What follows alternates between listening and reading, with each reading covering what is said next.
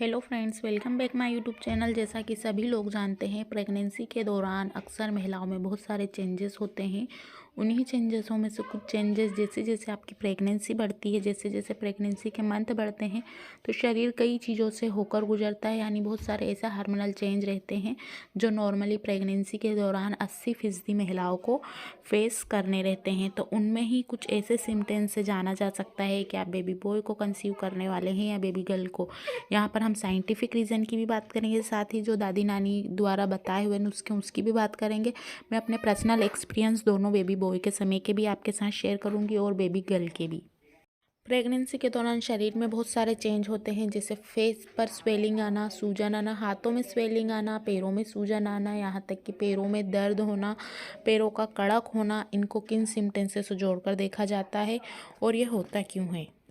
वैसे गर्भावस्था के दौरान पैरों में सूजन आना, पैरों में अकड़न होना, पैरों में दर्द होना या जांघों में दर्द होना काफ़ी नॉर्मल बात है, बहुत सामान्य बात है। लेकिन अगर अतिरिक्त आपको बहुत अधिक होती है, बहुत ज़्यादा सूजन होती है, बहुत ज़्यादा पैरों में दर्द होता है, चलने फिरने की नहीं बनती है, या सूजन ज़रूरत से ज़्यादा हो गई है, उसमें दर्द होता है, ऐंठन होती है, तो आप आपके डॉक्टर को ज़रूर दिखाइए।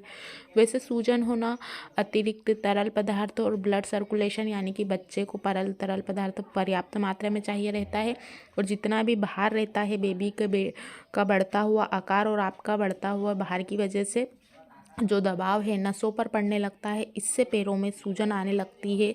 क्योंकि ब्लड सर्कुलेशन बेबी को पूरा चाहिए रहता है और आपके थ्रू ही उसको मिलता है। ऑक्सीजन, पानी की जो भी पूर्ति रहती है वो भी आपके थ्रू ही उसको मिलती है। तो जो पैरों की नसें रहती हैं उन पर ज़्यादा से ज़्यादा लोड आने लगता है, ज़्यादा से ज़्यादा दबाव बढ़ने लगता है। इससे पैरों में सूजन आना, दर्द होना काफ़ी नॉर्मल बात है। इसे एडिमा कहते हैं।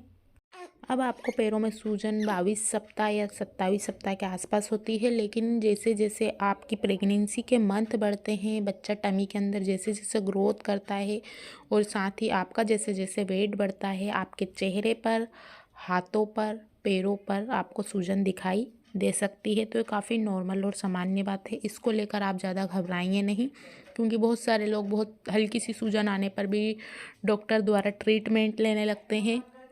तो ये ना करें, ये नॉर्मली है। जैसे ही डिलीवरी होगी उसके कुछ दिनों बाद जो सूजन है वो बिल्कुल कम हो जाएगी, और जो दर्द रहता है, अगर आपकी पीठ में दर्द रहता है, कमर में दर्द रहता है, या आपको जोड़ों में दर्द रहता है, तो इन सब चीज़ों से आपको ज़रूर रिलीफ मिल जाएगा। क्योंकि एकदम शरीर नया रहता है, उसमें बेबी धीरे धीरे ग्रोथ कर रहा होता है। तो ये नॉर्मली जो ऐसी चीज़ें हैं फेसेस हर महिला को करनी रहती है कि पैरों में बहुत ज़्यादा दर्द होता है, या राइट में होता है या लेफ्ट में होता है।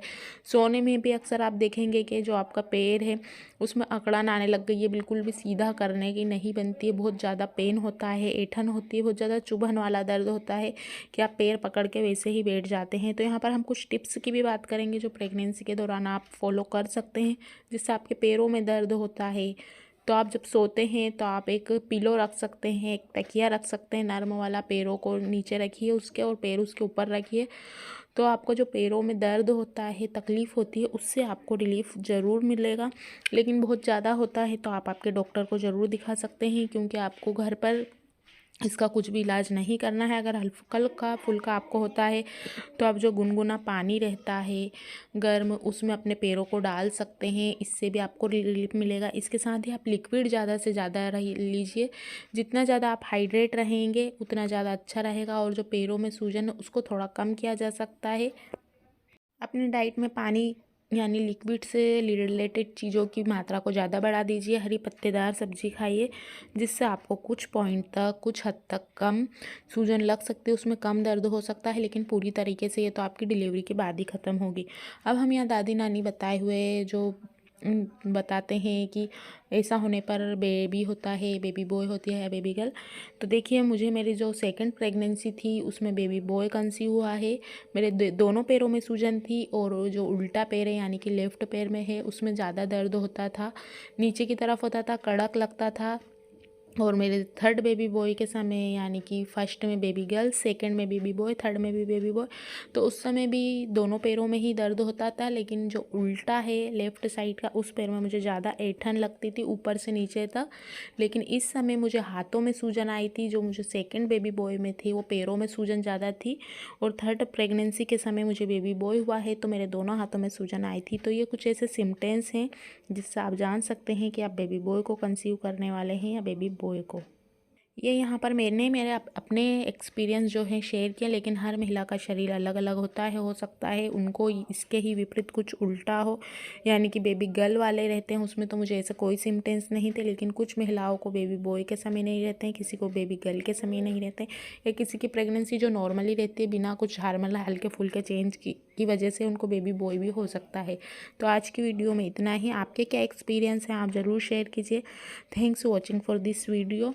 अगली वीडियो में हम बताएंगे कि बेबी बॉय के और क्या सिम्टम्स रहते हैं।